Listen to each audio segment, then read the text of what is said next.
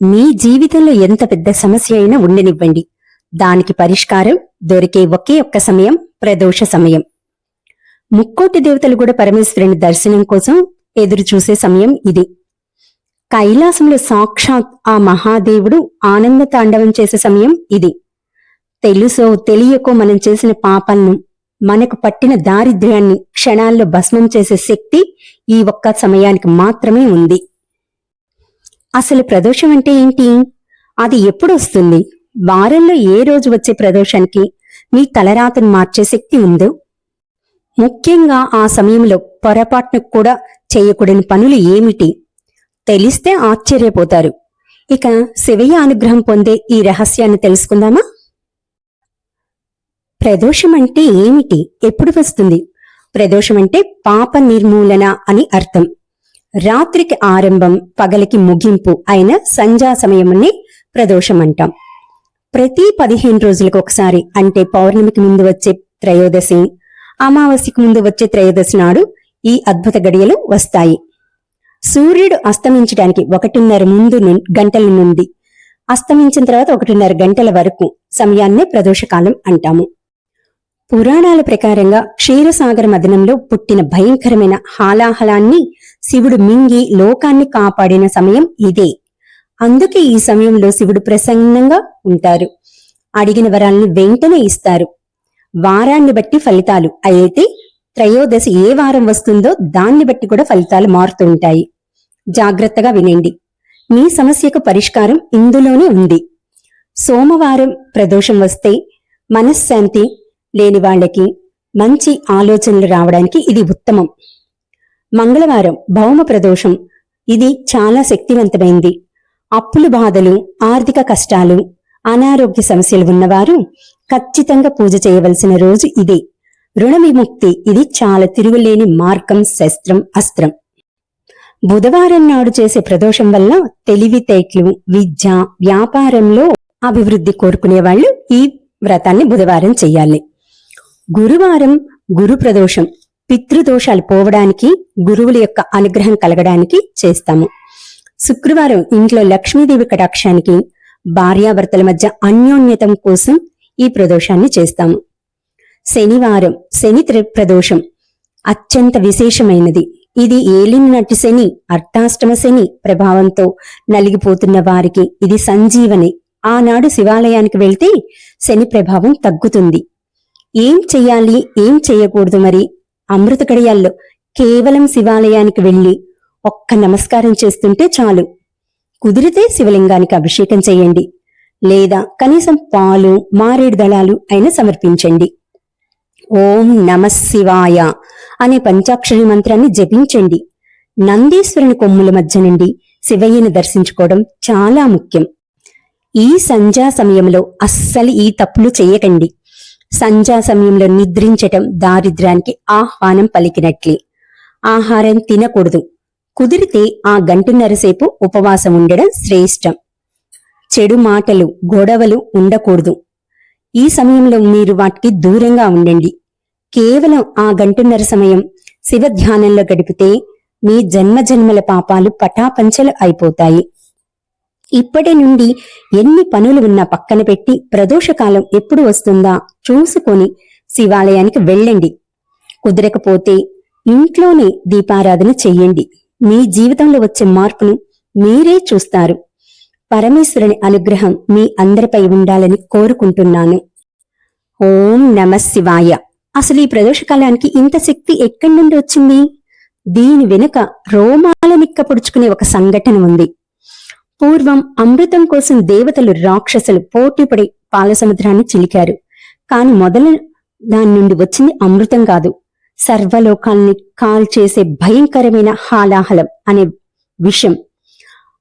ఆ మంటను తట్టుకోలేక దేవతలందరూ పరుగు పరుగున కైలాసానికి వెళ్లి, శివయ్య మమ్మల్ని కాపాడు అని వాళ్ళ కాళ్ల మీద పడ్డారు. అప్పుడు మన బోలాశంకరుడు ఏం చేశాడో తెలుసా? సమస్త లోకాలను నాశనం చేయగలిగా ఆ విషాన్ని ఒక చిన్న గుళికిలాగా చేసి గొంతులో నిలిపివేశాడు. ఆ విషం వేడికి శివయ్య కంట నీలంగా మారిపోయింది. మృత్యువుని జయించి నీలకంఠుడు అయ్యాడు. ఆ ఆపదలు గడిచిపోయిన ఆనందంలో ఆ త్రయోదశి సాయంత్రం వేళ కైలాసంలో శివుడు తన డమురుకాన్ని మోగిస్తూ నంది కొమ్ముల మధ్య నిలబడి ఆనంద తాండవం చేశాడు. సరస్వతీదేవి వీణ వాయించగా, ఇంద్రుడు వేణువు ఊదగా, లక్ష్మీదేవి పాట పాడగా బ్రహ్మాండమే పరవశించిపోయిన ఆ సమయం అది. అందుకే ఆ ప్రదోష సమయంలో శివుడు మహా ఆనందంగా ఉంటారు. లోకాల్ని కాల్చివేసే విషాన్ని మింగిన వాడికి మీ జీవితంలో ఉన్న కష్టాన్ని మింగడం ఒక లెక్క. అందుకే ఆ సమయంలో కన్నీళ్లతో ఒక్క దండం పెడితే చాలు, మీ కష్టాలన్నీ ఆవిరైపోతాయి. ఏ ద్రవ్యంతో అభిషేకిస్తే ఏ ఫలితం? శివాలయానికి వెళ్ళినప్పుడు ఏదో మొక్కుబడిగా నమస్కారం చేసి రాకండి. ప్రదోష సమయంలో చేసే అభిషేకానికి 1,000,000 రెట్ల ఫలితం ఉంటుంది. మీ కోరికేంటో చెప్పండి, దానికి తగ్గ వస్తువులతో అభిషేకం చెయ్యండి. ఇప్పుడు ఏ ద్రవ్యంతో అభిషేకం చేస్తే ఏ ఫలితమో చూద్దాం.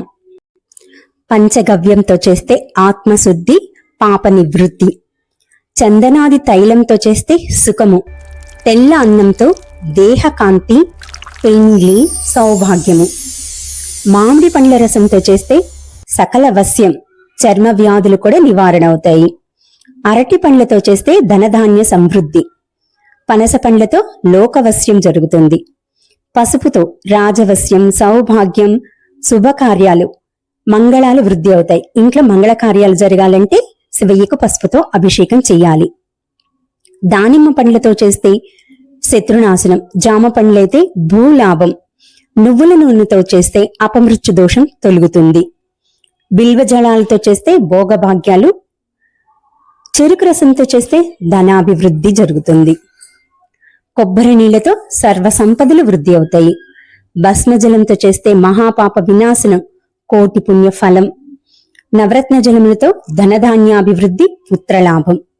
రుద్రాభిషేకం చేస్తే కనుక ఐశ్వర్య ప్రాప్తి కలుగుతుంది. పుష్పోదకంతో చేస్తే భూలాభం జరుగుతుంది. ఆవు పాలతో చేస్తే సర్వ సౌఖ్యాలు. ఆవు పెరుగుతో చేస్తే ఆరోగ్యం, బలం, సంతాన వృద్ధి జరుగుతుంది. ఆవు నెయ్యితో చేస్తే ఐశ్వర్య వృద్ధి. మెత్తని పంచదారతో చేస్తే దుఃఖ నాశనం. తేనెతో చేస్తే తేజో వృద్ధి జరుగుతుంది. గంధోదకం చేస్తే పుత్రలాభం, సౌందర్య వృద్ధి జరుగుతుంది. ద్రాక్షారసంతో అయితే సకల కార్యసిద్ధి జరుగుతుంది. ఖర్జూర ఫలంతో శత్రునాశనం. నేరేడు పండ్ల రసంతో వైరాగ్యం. బియ్యపిండితో చేస్తే రుణముక్తి కలుగుతుంది. నందీశ్వరుడి రహస్యం. ప్రదోష కాలంలో నందీశ్వరుడికి ఒక ప్రత్యేకత ఉంది. శివయ్య ఆనంద తాండవం చేసేది నంది 2 కొమ్ముల మధ్యలో అని శాస్త్రం చెబుతుంది. అందుకే నందీశ్వరుని కొమ్ముల నుండి శివలింగాన్ని దర్శిస్తే సాక్షాత్ కైలాసంలో శివతాండవం చూసిన పుణ్యం దక్కుతుంది. ఈ సమయంలో నందిదేవుడికి పచ్చి బియ్యం, బెల్లం కలిపి నైవేద్యం పెట్టడం చాలా మంచిది. కాని ఒక చిన్న హెచ్చరిక. చాలా మంది నంది చెవిలో కోరికలు చెబుతూ ఉంటారు. కానీ ప్రదోష సమయంలో మాత్రం శివునికి నందికి మధ్య ఎవ్వరూ అడ్డు రాకూడదు. ఆ సమయంలో నంది దృష్టి పూర్తిగా శివయ్య మీదే ఉంటుంది. కాబట్టి ఆ సమయంలో నందిని తాకటం కాని, అడ్డు నిలవడం కాని చెయ్యకండి. దూరం నుండి నమస్కరించండి. కొమ్ముల మధ్య నుండి మాత్రమే దర్శనం చేసుకోండి. గుడికి వెళ్లడం కుదరని వాళ్ళు ఇంట్లోనే ప్రదోష సమయంలో దీపారాధన చేసి తూర్పు లేదా ఈశాన్య దిక్కులో కూర్చుని ఓం నమః శివాయ అనే మంత్రాన్ని 108 సార్లు జపించండి. లేదా దారిద్ర్య దహన స్తోత్రం చదవండి. లేదా శివతాండవ స్తోత్రం చదవండి. ఆ సమయంలో ఇంట్లో వంట చెయ్యకండి లేదా తినకండి. ఆ 1:30 సమయం ఉపవాసం ఉండి శివధ్యానం చేస్తే మీరు కాశీకి వెళ్లి కాశీ విశ్వేశ్వరుని దర్శనం చేసిన పుణ్యఫలం ఇంట్లోనే దక్కుతుంది. ముఖ్యంగా శని ప్రదోషం వచ్చినప్పుడు మాత్రం మట్టితో చిన్న శివలింగాన్ని చేసి దాన్ని పార్థివలింగం అంటారు. దానికి బిల్వదళాలతో పూజ చేస్తే మీ జీవితంలో ఉన్న శని దోషాలు, రాహుకేతువు దోషాలు పటాపంచలు అయిపోతాయి. చివరిగా ఒక్క మాట, జీవితం ఎప్పుడు ఎలా మారుతుందో ఎవ్వరికీ తెలీదు. కష్టాల సుడిగుండులలో చిక్కుకున్న ఇప్పుడు మన చెయ్యి పట్టుకొని ఒడ్డుకు చేర్చేది ఆ పరమేశ్వరుడు ఒక్కడే. వచ్చే ప్రదోషాన్ని వదులుకోకండి. మీ కన్నీటిని శివయ్య పాదాల దగ్గర వదిలేసి రండి. ఆయన మీ భారాన్ని మోస్తాడు. ఈ వీడియో చూసాక వచ్చే ప్రదోషం నాటి నుండి మీరు శివాలయానికి వెళ్తారని, మీ కష్టాలన్నీ తీరిపోవాలని మనస్ఫూర్తిగా కోరుకుంటున్నాను. భక్తులకి ఒక విజ్ఞప్తి. నల్లమల్ల అడవుల్లో ఉన్న గొట్టిపాళ్ల అనే గ్రామంలో మార్కండేయ దేవాలయం ఉన్నది. ఇది పరశురాముని ప్రతిష్ట. అందుకని ఇది పడమర వైపు ఉంటారు. తూర్పు వైపున మృత్యుంజయ స్వామి కొలువై ఉన్నారు. ప్రతి మహాశివరాత్రి నాడు మృత్యుంజయ స్వామికి భక్తులే స్వయంగా లింగోద్భవ కాలంలో శివాభిషేకం చేస్తారు. ఎంతమంది వచ్చినా అందరూ కలిసే చేస్తారు. ఈ కార్యక్రమం ఎప్పటి నుండో భక్తి శక్తి ఛానల్ వాళ్ళ ఆధ్వర్యంలో జరుగుతుంది.